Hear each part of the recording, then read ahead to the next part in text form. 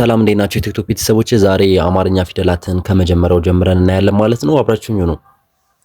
ሀ ሁ ሂ ሃ ሄ ህ ሆ ብለናል ማለት ነው። የመጀመሪያ ፊደል ሀን ጽፈናታል። አሁን ደግሞ ለን አብረን እንጽፋለን። ለን አብረን እንጽፋለን ማለት ነው። ለ ሉ ሊ ላ ሌ ል ሎ ከዛ ስምንተኛ ፊደል ሏ የሃ ስለሌላት ነው። እሺ የሃሌታ ውሃ የላትም። ነገር ግን የብዙሃን ውሃ እና የሐመር ውሃ አላት ማለት ነው። ባድ መጨረሻ ላይ ስንደርስ ከሌሎች ፊደል አብረን እናያቸዋለን። እሺ ቀጣይ ደግሞ ሐመር ውሃ ማለት ነው። ሐመር ውሃ ወይም ሃ ይቺ ሃሌታ ውሃ ትባላለች። ይቺ ለ ይቺ ደግሞ ሐመር ውሃ ትባላለች። ሃ ሁ ሂ ሃ ሄ ህ ሆ ሆ ከዛ ኋ እንላታለን። ኋ ስምንተኛ ፊደል ኋ እንላታለን። የሐመር ውሃ እዚህ ጋር አላት ማለት ነው። የሃሌታ ውሃ ብቻ ነው የሌላት። ኋ አልናት ማለት ነው። እሺ ከሐመር ውሃ ቀጥለን ደግሞ መን እናያለን ማለት ነው። መ ሙ ሚ ማ ሜ ም ሞ ከዛ ሟ ስንል አራተኛ ፊደላቶች ነው ሁሉንም የምንወስደው። እሺ ስምንተኛ ፊደል የአራተኛ ፊደል እንወስድና ከታች አንድ አግድም ብቻ መጨመር እናደርገዋለን ማለት ነው። ከዛ ውጪ ሌላ የሚያሳስበንና የሚያስፈልገን ነገር አይኖርም ማለት ነው። እሺ ቀጣይ ደግሞ ሰ ንጉሱ ሰ ማለት ነው። ሰ ሱ ሲ ሳ ሴ ስ ሶ ከዛ ሷ ለማለት አራተኛ ፊደል እናመጣና ከታች አንድ አግድም ብቻ እናደርጋለን ማለት ነው። አንድ አግድም ብቻ እናደርጋለን ማለት ነው።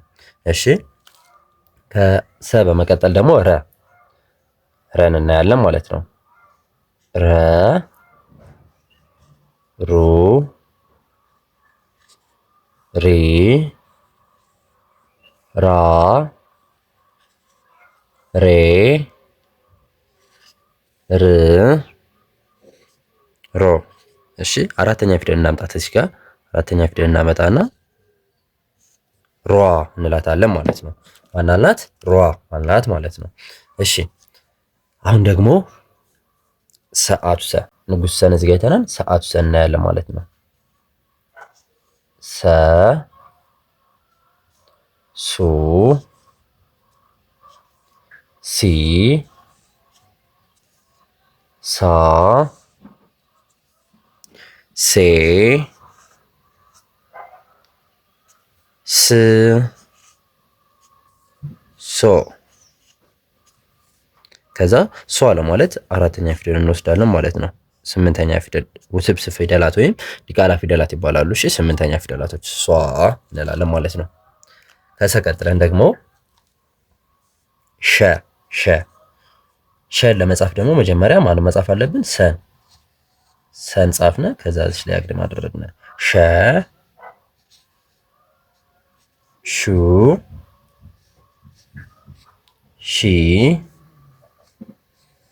ሻ ሼ ሽ ሾ። ከዛ አራተኛ ፊደል እናመጣለን ሿ እንላለን ማለት ነው። አራተኛ ፊደል ከመጣ በኋላ ሿ እንላለን። እሺ ከዚህ በመቀጠል ደግሞ ቀ እንጽፋለን ማለት ነው። ቀ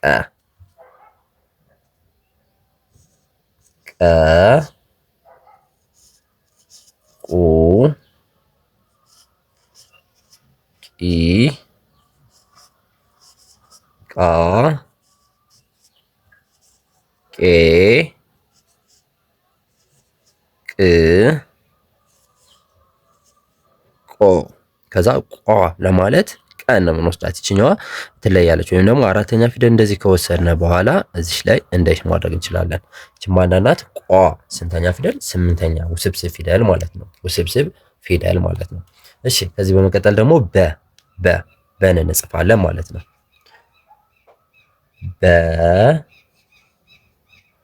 ቡ ቢ ባ ቤ ብ ቦ። አሁን አራተኛ ፊደሏን እናምጣት። ከዛ ግድም እናድርግ ቧ አለ ማለት ነው። ኦኬ ውድ ቤተሰቦቼ እስካሁን አብራችሁ ስለቆያችሁ ከልብ አመሰግናለሁ። ቀጣይ ደግሞ በሌላ ቪዲዮ እንገናኛለን።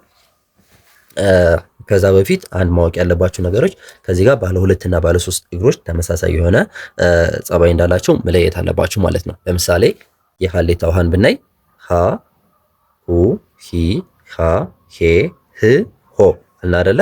ለን ደግሞ ስናይ ለ ሉ ሊ ላ ሌ ል ሎ። ከዛ ባለ ሶስት እግሯን ስናይ ሀ ሁ ሂ ሃ ሄ ህ ሆ። ለና ሃን እናያት ሐመርሃን ማለት ነው።